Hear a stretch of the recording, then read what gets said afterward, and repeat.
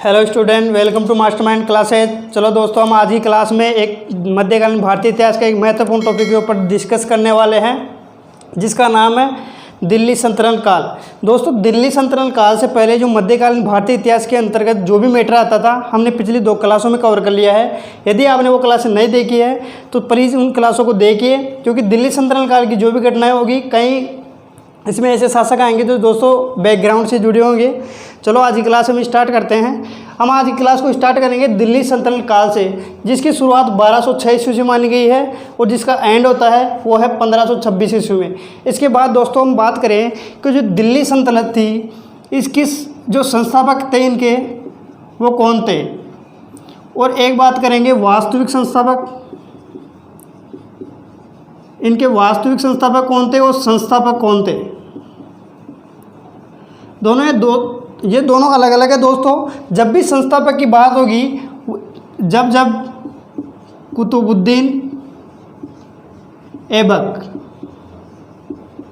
सही आंसर होगा, और जब वास्तविक संस्थापक की बात होगी, जब इसका आंसर आएगा इल्तुतमिश। क्या आएगा दोस्तों? इल्तुतमिश। इसके बारे में डिस्कस हम आगे करने वाले हैं दोस्तों। जो कुतुबुद्दीन ऐबक के बेटे आराम शाह के बाद शासक बनता है, फिलहाल हम कुतुबुद्दीन ऐबक के बारे में पढ़ने वाले हैं दोस्तों। इसके बारे में आगे डिस्कस करें तो दोस्तों, जो दिल्ली सल्तनत थी उसकी जो दरबारी भाषा थी, क्या बोल रहा हूँ मैं, दरबारी भाषा, इसकी जो दरबारी भाषा थी वो थी फारसी। इसके बारे में आप जरूर याद रखिए दोस्तों, ये बहुत इंपॉर्टेंट है। दिल्ली सल्तनत की दरबारी भाषा थी फारसी। इसके बाद यदि हम कुतुबुद्दीन ऐबक के ऊपर थोड़ा वो डिस्कस करें कि ये जो कुतुबुद्दीन ऐबक था वो था कौन, तो दोस्तों थोड़ा सा अगर हम डीपली जाए तो जो कुतुबुद्दीन ऐबक था वो तुर्किस्तान का रहने वाला था दोस्तों। कहाँ का? तुर्किस्तान। तुर्किस्तान का क्या था दोस्तों? ये एक तुर्क था। अब इसी के बारे में थोड़ा और डिस्कस करें दोस्तों। जो कुतुबुद्दीन ऐबक के नाम के पीछे जो ऐबक शब्द लगा हुआ ना, इसका तुर्की भाषा में, किस भाषा में? तुर्की भाषा में अर्थ होता है चंद्रमा का स्वामी। क्या होता है दोस्तों? चंद्रमा का स्वामी। ये भी काफ़ी इंपॉर्टेंट है दोस्तों। अब बात करें, ये तुर्किस्तान का रहने वाला एक तुर्क था। इसका जो ऐबक इसके पीछे नाम के पीछे लगा हुआ है, उसका अर्थ है चंद्रमा का स्वामी। अब बात करें सर, ये जो तुर्किस्तान का था तो यहाँ भारत में क्या करा था दोस्तों? ये महमूद गोरी के शासनकाल में भारत आया था, एक गुलाम के रूप में आया था। और यहाँ आने के बाद क्या होता है दोस्तों? महमूद गोरी ने अपने शासनकाल में विजित क्षेत्रों का इसको क्या करता है? गवर्नर नियुक्त करता है दोस्तों। किसको करता है? कुतुबुद्दीन ऐबक को गवर्नर नियुक्त करता है विजित क्षेत्रों का। कौन करता है? गोरी करता है दोस्तों। अब ये जो कुतुबुद्दीन ऐबक था, ये गोरी का क्या था दोस्तों? गुलाम। अब मैं ये बताऊंगा, जो गुलाम शब्द मैंने अभी बोला, इस गुलाम शब्द को फारसी भाषा में एक दूसरे नाम से जाना जाता है दोस्तों। उसका नाम है बंदगा। ये आप याद रखना है, बहुत इंपॉर्टेंट क्वेश्चन है दोस्तों। इसे फारसी भाषा में बंदगा के नाम से जाना जाता है। इसके बाद डिस्कस करें दोस्तों कि जो गुलाम हुआ करते थे उनका काम क्या होता था। जो पहले के जो शासक हुआ करते थे दोस्तों, वो गुलामों को सैनिक सहायता के लिए खरीदा करते थे। इसी प्रकार जो महमूद गोरी था, कुतुबुद्दीन ऐबक को सैनिक सहायता के लिए खरीदा और इसको भारतीय विजित क्षेत्रों का गवर्नर बनाया। गुलाम के बारे में मैंने बताया कि इसका जो फारसी भाषा में, किस भाषा में दोस्तों? फारसी भाषा में जो इसका अर्थ दूसरा नाम से जाना जाता है वो बंदगा। इसके बाद में दोस्तों थोड़ा और डीपली करें तो जो कुतुबुद्दीन ऐबक के बारे में, जो कुतुबुद्दीन ऐबक था दोस्तों, उसको मोहम्मद गोरी क्या देता है? सबसे पहले दिल्ली सल्तनत का एक पहला शासक था कुतुबुद्दीन ऐबक, जिसको मोहम्मद गोरी ने इक्ता प्रदान किया। क्या प्रदान किया दोस्तों? इक्ता। इसी के साथ इसी कड़ी में और आगे डिस्कस करें दोस्तों, मोहम्मद गोरी के समय ये क्या था? गवर्नर था। इसी का एक सहायक सेनापति हुआ करता था, उसका नाम है बख्तियार खिलजी। याद रखना दोस्तों, उसका नाम था बख्तियार खिलजी।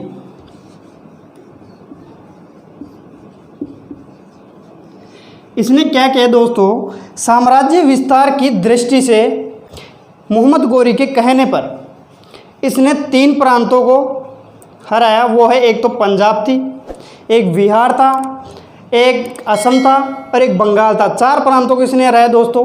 ये कब कब हराया इसके बारे में थोड़ा डिस्कस कर लेते हैं। इसने 1102 से 1103 पर 1102 से 1103 में बंगाल पर आक्रमण किया दोस्तों। और जो दूसरा है 1104 से 5 के बीच इसने बिहार पर आक्रमण किया दोस्तों। और जो इसने तीसरा किया वो 1106 ईस्वी में असम पर आक्रमण किया दोस्तों।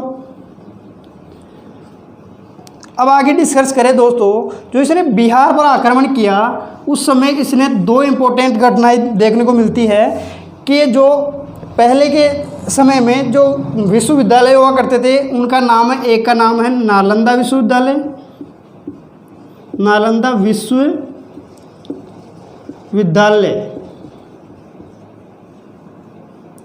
और एक का नाम है विक्रमशिला विश्वविद्यालय।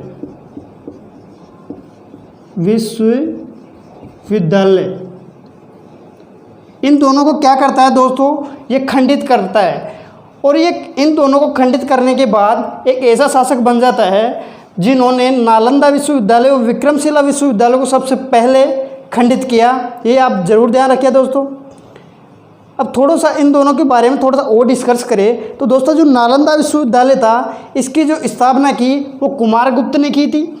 और जो विक्रमशिला विश्वविद्यालय था इसकी जो स्थापना की थी दोस्तों वो की थी धर्मपाल ने।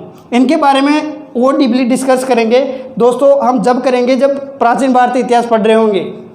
अभी फिलहाल आपको जो मोटे तौर पर याद रखना है वो है इन दोनों के बारे में। जो बख्तियार खिलजी था इन्होंने इन दोनों को नष्ट किया दोस्तों, वो आप याद रखोगे। इसके बाद बात करें दोस्तों, जो कुतुबुद्दीन ऐबक था उसको क्या होता है दोस्तों, एक इतिहासकार थे,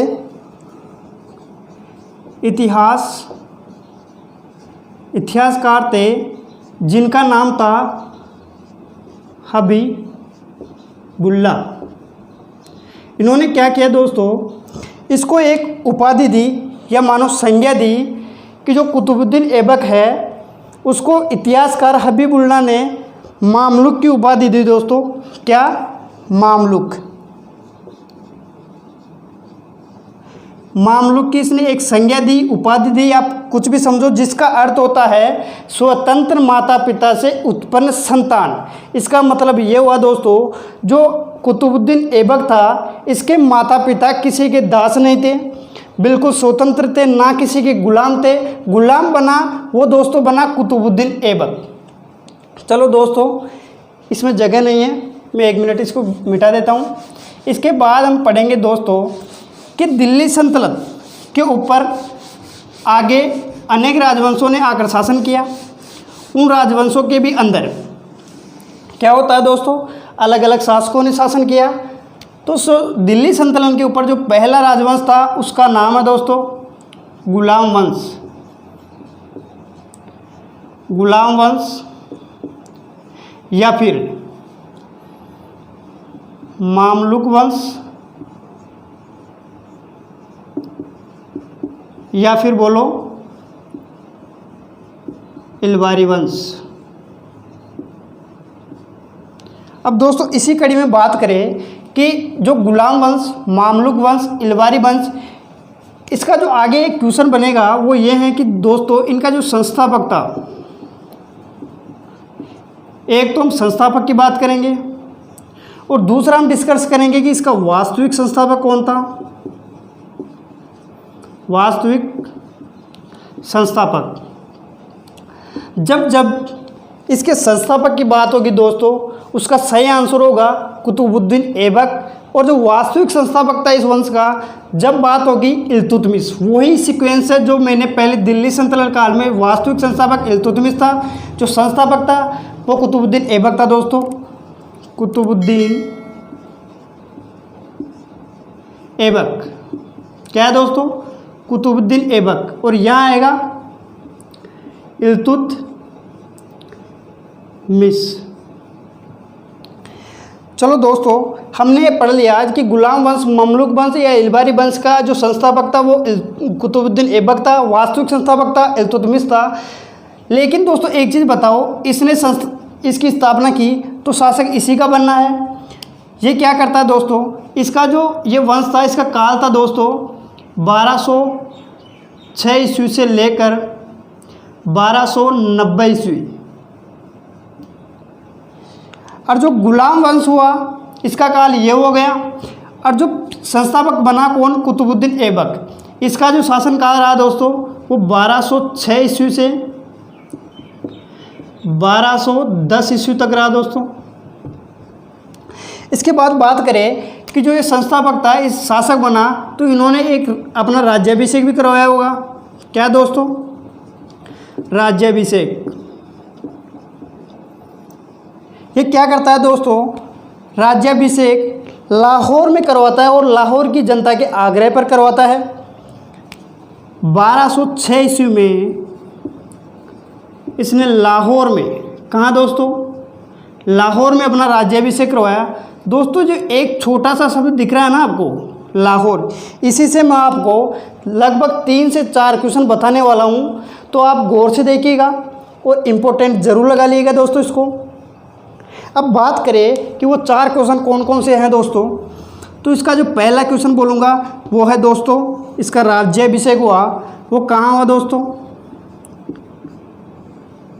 वो हुआ लाहौर में। इसके बाद बात करें कि दोस्तों इन्होंने अपनी राजधानी, क्या बोल रहा हूँ मैं, इन्होंने अपनी राजधानी किसको बनाई दोस्तों? वो बनाई लाहौर को। इसके बाद इसी कड़ी में और इसका नाम बोलूँ कि तो इन्होंने क्या किया दोस्तों, जो शासन का संचालन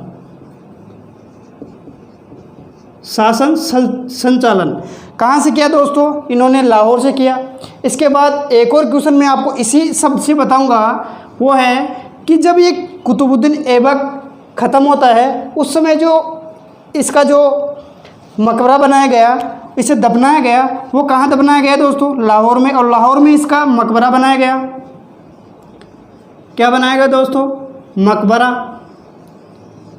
और एक और इसी में से आपको एक क्वेश्चन बताऊं दोस्तों, तो वो है जो कुतुबुद्दीन ऐबक था लाहौर में अपनी राजधानी बनाई। जो ये लाहौर था ना, ये फारसी संस्कृति का क्या था दोस्तों? केंद्र था। इसीलिए इसने क्या किया, लाहौर को अपनी राजधानी बनाई। ध्यान रखना, दिल्ली सल्तनत का इससे जो संस्थापक बोला गया, वास्तविक संस्थापक नहीं बोला गया। इसका मुख्य कारण ये था दोस्तों, जो कुतुबुद्दीन ऐबक था इसने कभी अपने आप को सुल्तान की उपाधि नहीं ग्रहण की। ये बोलता है कि मैं गुलाम हूँ और गुलाम ही रहूँगा। क्या होता है, जो कुतुबुद्दीन ऐबक है ना, इसने दिल्ली पर नियंत्रण रखा, शासन चलाया, लेकिन जो शासन का संचालन हुआ वो लाहौर से हुआ। दिल्ली को अपनी राजधानी नहीं बनाया दोस्तों। और जो इल्तुतमिश होता है वो जो पूर्ण नियंत्रण करता है भारत पर, वो दिल्ली से प्रशासन करता है। इसीलिए इल्तुतमिश को वास्तविक संस्थापक माना गया, किसका? दिल्ली सल्तनत का। आगे दोस्तों मैंने ध्यान रखना, यहाँ पर 1, 2, 3, 4 और 5 क्वेश्चन आपको बहुत महत्वपूर्ण क्वेश्चन बता दिए दोस्तों मैंने। इसके बाद इसी कड़ी में आगे चर्चा करें तो दोस्तों हम गुलाम वंश, मामलुक वंश और इलवारी वंश के ऊपर थोड़ा डिस्कस कर लेते हैं कि इस वंश का नाम, ये 3 नाम क्यों रखे गए दोस्तों। उसका मुख्य रीज़न ये है दोस्तों कि जो गुलाम वंश था ये नाम इसलिए रखा गया कि जो कुतुबुद्दीन ऐबक था ना, ये मोहम्मद गोरी का गुलाम था, और जब ये शासक बना तो अपने आप को गुलाम ही एक्सेप्ट करता है, इसलिए इसने इस वंश का नाम गुलाम रखा। अब बात करें दोस्तों कि सर इसका नाम जो मामलुक वंश पड़ा, ये क्यों पड़ा दोस्तों। इसके पीछे जो मेन कारण था, मैंने अभी कुछ समय पहले आपको बताया के एक इतिहासकार हुए हबीबुल्ला, जिन्होंने इसे मामलुक की संज्ञा दी। उसी कारण, जिसका अर्थ मैंने बताया, स्वतंत्र माता पिता से उत्पन्न संतान, इसीलिए मैं दोस्तों ये कुतुबुद्दीन ऐबक है, इसने इस मामलुक वंश का नाम दिया। बात करें जो इलवारी वंश था, इसका नाम क्यों रखा गया, उसका मुख्य रीज़न ये है दोस्तों कि कुतुबुद्दीन ऐबक को छोड़कर दिल्ली सल्तनत पर शासन कर रहे गुलाम वंश का एकमात्र एक ऐसा शासक था कुतुबुद्दीन ऐबक, जिसको छोड़कर अन्य सभी शासक क्या करते हैं, इलबारी जनजाति के होते हैं, तुर्क शाखा के इलबारी जनजाति के होते हैं। जबकि कुतुबुद्दीन ऐबक होता है, ये मात्र तुर्क था, इलबारी जनजाति से नहीं था दोस्तों। ये आप इंपॉर्टेंट ध्यान रखिएगा, ये बहुत इंपॉर्टेंट बता रहा हूँ मैं आपको। जो तुर्क था, केवल और केवल तुर्क था, जबकि जो अन्य शासक आए गुलाम वंश के ऊपर है शासन किया जिन्होंने, वो इलबारी जनजाति से थे दोस्तों, इसीलिए इसको इलबारी वंश के नाम से जाना गया। आगे दोस्तों इसी के बारे में थोड़ा और डिस्कस करें तो दोस्तों यह है जो कुतुबुद्दीन ऐबक था, इसने कुछ उपाधियों से अभिभूषित हुआ दोस्तों। उन उपाधियों के बारे में हम थोड़ा सा डीपली डिस्कस करेंगे दोस्तों। इसने एक उपाधि सबसे पहले ग्रहण की, वो थी लाख बख्श।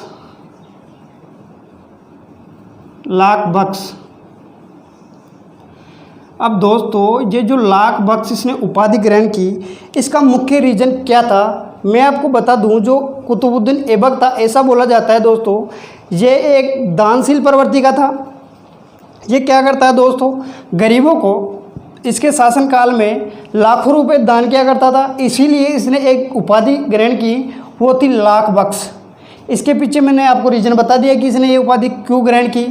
दूसरी उपाधि की बात करें दोस्तों, तो इसने एक उपाधि धारण की, वो है कुरान खां। ध्यान रखना दोस्तों, जो ये उपाधियां हैं एक कई बार एग्जाम में पूछी गई, इनसे कई बार क्वेश्चन पूछा गया कि लाख बख्श के नाम से भारतीय इतिहास में कौन से मुस्लिम शासक को जाना जाता है, तो वो है कुतुबुद्दीन ऐबक। ध्यान रखना आप।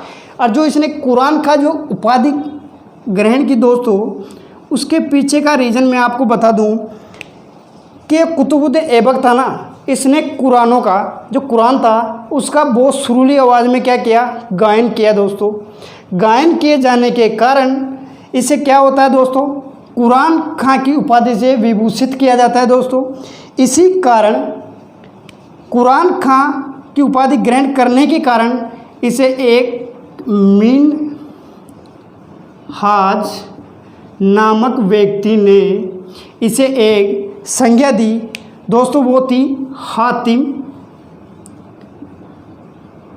हातिम ताई। तो ध्यान रखना, यदि आपके पास कभी ऐसा क्वेश्चन देखने को आ जाए कि भारतीय इतिहास में कौन सा ऐसा मुस्लिम शासक है जिसे हातिम सेकंड के नाम से जाना जाता है, तो दोस्तों आप झट से आंसर कर देना, कौन सा था दोस्तों, कुतुबुद्दीन ऐबक। मैंने आपको ये बहुत महत्वपूर्ण क्वेश्चन बता दिया दोस्तों। ये क्वेश्चन आपको बहुत कम देखने को मिलेंगे, चाहे आप बुक्स उठाकर देख लेना। जो मैंने आपको यह कंटेंट दिया ना, एक बुक में ऐसा कंटेंट आपको कहीं भी देखने को नहीं मिलेगा दोस्तों। इसके बाद में एक और इसने उपाधि ग्रहण की, उस उपाधि के बारे में कई बार क्वेश्चन पूछा गया, वो क्या थी दोस्तों, मलिक। ये भी काफ़ी इम्पोर्टेंट है दोस्तों। इसी कड़ी में दोस्तों हम आगे बढ़े तो जो कुतुबुद्दीन ऐबक था, इसका जो कला के क्षेत्र में जो योगदान था उसके बारे में हम पढ़ेंगे दोस्तों।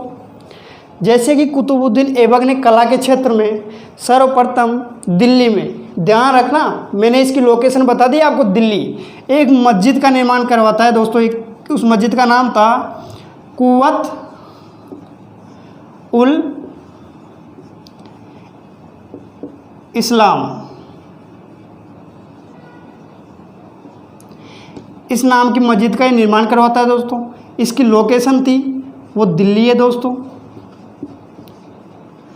अब ये जो मस्जिद थी, इसके बारे में जो इम्पोर्टेंट फैक्ट है दोस्तों, वो ये है कि भारतीय इतिहास में ये पहली मस्जिद हुई जिसे मुस्लिम पद्धति पर बनवाया गया। दोस्तों ध्यान रखना, ये काफ़ी इंपॉर्टेंट क्वेश्चन है, कई बार एग्जाम में रिपीटेशन हुआ है इसका, कि भारतीय इतिहास में सर्वप्रथम मुस्लिम पद्धति पर बनाई गई जो मस्जिद थी उसका नाम क्या था? वह है दोस्तों कुव्वत उल इस्लाम मस्जिद। लोकेशन है दिल्ली, बनवाया गया कुतुबुद्दीन ऐबक के द्वारा। चलो दोस्तों इसके बाद हम पढ़े तो इन्होंने कला के क्षेत्र में एक और एक महान उपलब्धि हासिल की। दोस्तों इन्होंने क्या किया? कुतुब मीनार, नाम सुना होगा, कई बार आपने नाम सुना होगा कि इन्होंने कुतुब मीनार का निर्माण करवाया। दोस्तों इसके बारे में हम थोड़ा डीपली डिस्कस करने वाले हैं, इनसे कई बार क्वेश्चन पूछा गया है। दोस्तों इसके बारे में जो इसकी लोकेशन थी दोस्तों वो थी दिल्ली, और जो अभी बात करें जो प्रेजेंट में इसकी लोकेशन है वो नई दिल्ली। ध्यान रखना दोस्तों। अब क्या होता है, कुतुब मीनार का इसने निर्माण करवा दिया। ऐसा बोला जाता है दोस्तों कुतुब मीनार दुनिया की पहली ऐसी मीनार है जो केवल और केवल ईंटों से सबसे अधिक ऊंचाई पर बनाई गई। इसका मतलब ये हुआ कि ये सबसे विश्व की बोल रहा हूँ मैं, भारत की नहीं, विश्व में एक ऐसी इमारत है जो ईंटों से बनी सबसे ऊंची है। क्या बोल दिया मैंने? ईंटों से बनी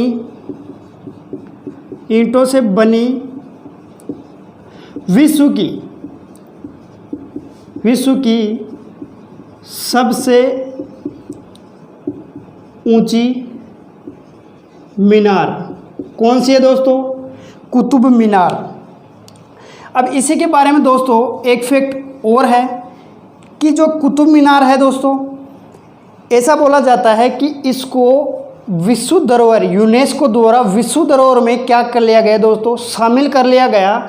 और जब इसको शामिल किया गया उसकी डेट या दिनांक बोलो दोस्तों वो थी 1993 ईस्वी। 1993 ईस्वी में कुतुब मीनार को यूनेस्को द्वारा विश्व धरोहर में शामिल कर लिया दोस्तों। इसी के बाद कला के क्षेत्र में इसका एक और महत्वपूर्ण योगदान है दोस्तों, वो है इन्होंने 2.5 दिन का झोपड़ा, 2.5 दिन का झोपड़ा,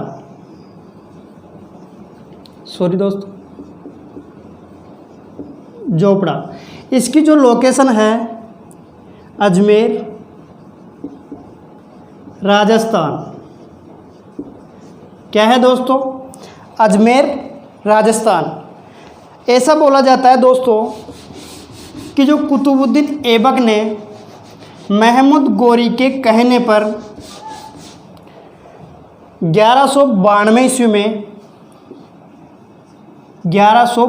ईस्वी में मोहम्मद गौरी के कहने पर इसने अजमेर में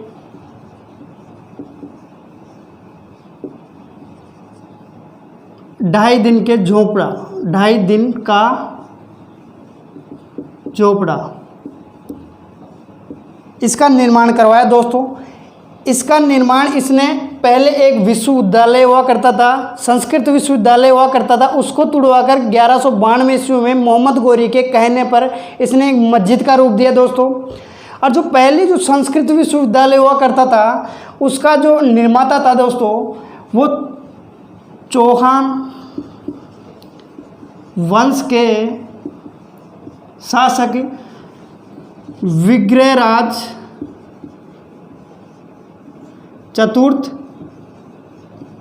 या फिर आप बोल सकते हो बीसल देव।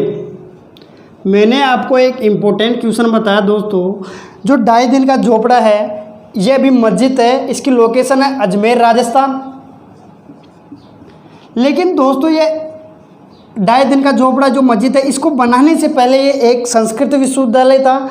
उस संस्कृत विश्वविद्यालय के संस्थापक दोस्तों चौहान वंश के शासक विग्रहराज चतुर्थ बोलो या फिर आप विसल देव बोलो, इसको माना जाता है दोस्तों। लेकिन मोहम्मद गौरी के कहने पर 1192 ईस्वी में इसको एक मस्जिद का रूप दिया दोस्तों।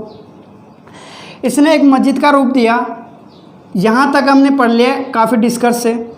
ये आप याद रखना कि जो 2.5 दिन का झोपड़ा था इसका निर्माण किसने करवाया था दोस्तों?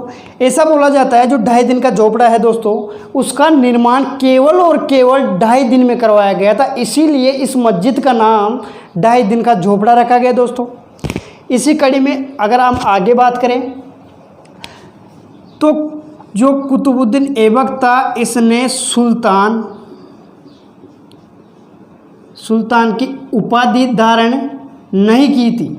ध्यान रखना, कन्फ्यूजन होने की जरूरत नहीं है। सुल्तान की उपाधि सर्वप्रथम मुस्लिम शासकों ने महमूद गजनवी ने धारण की थी दोस्तों। जो कुतुबुद्दीन ऐबक था ये अपने आप को कभी भी सुल्तान नहीं कहलवाया, जबकि गुलाम वंश के अन्य शासकों ने हमेशा अपने आप को क्या कहलवाया दोस्तों? सुल्तान। लेकिन इसने ना तो सुल्तान की उपाधि धारण की, ना दिल्ली को अपनी राजधानी बनाया। इसीलिए इसे केवल संस्थापक माना जाता है, वास्तविक संस्थापक नहीं माना जाता है। लेकिन दोस्तों क्या हुआ, मैं पहले आपको एक बात बता देता हूँ। कुतुब मीनार के बारे में मैंने एक फैक्ट नहीं बताया दोस्तों।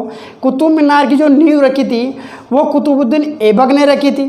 लेकिन ध्यान रखना, कुतुब मीनार का पूर्ण निर्माण किसने करवाया था दोस्तों? वो करवाया था इल्तुतमिश ने। ये वेरी वेरी इंपॉर्टेंट क्वेश्चन है दोस्तों, आप ध्यान रखना। वास्तविक जो पूर्ण निर्माण करवाया गया वो करवाया गया इल्तुतमिश के द्वारा, जबकि निर्माण करवाया गया, जो निर्माण शुरू करवाया गया वो था जो कुतुबुद्दीन ऐबक दोस्तों।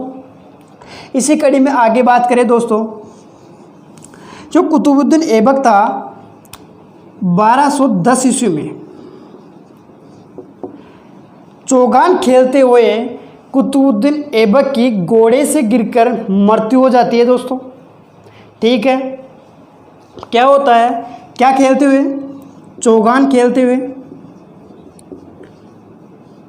खेलते हुए घोड़े से गिरकर इसकी मृत्यु हो जाती है। कई बार क्वेश्चन पूछा गया दोस्तों कि भारतीय इतिहास में ऐसा कौन सा मुस्लिम शासक था जिसका चौगान खेलते हुए घोड़े से गिरकर मृत्यु हुई? तो तुरंत से आप झट से आंसर लगा देना दोस्तों, कुतुबुद्दीन ऐबक। अब आगे बात करें दोस्तों, जो कुतुबुद्दीन ऐबक का पुत्र था, इसका जो उत्तराधिकारी था वो इसका पुत्र था। क्या था दोस्तों? इसका पुत्र, उसका नाम था आराम शाह। ये गद्दी पर बैठता है कब दोस्तों? 1210 ईस्वी को।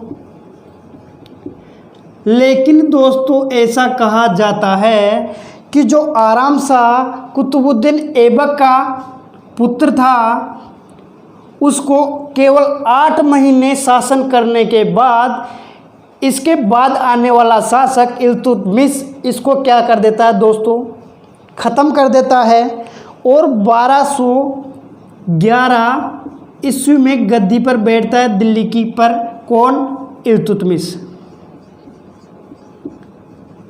इल्तुतमिश के बारे में दोस्तों हम अगली क्लास में काफ़ी डीपली डिस्कस करेंगे।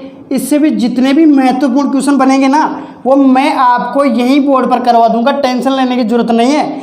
ये जो मैंने इतना कंटेंट पढ़ा है ना, वो आपको किसी भी बुक में एक जगह नहीं मिलेगा, ये मेरी गारंटी है दोस्तों।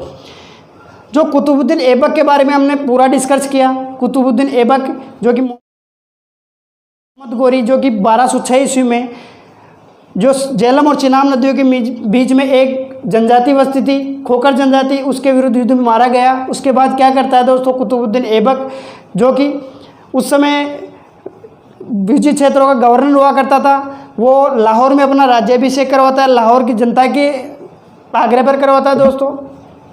जो भी इस कुतुबुद्दीन ऐबक के चैप्टर में से महत्वपूर्ण क्वेश्चन पूछे जा सकते हैं, उनके बारे में मैंने आपको बिल्कुल डिटेल से डीपली बताया दोस्तों।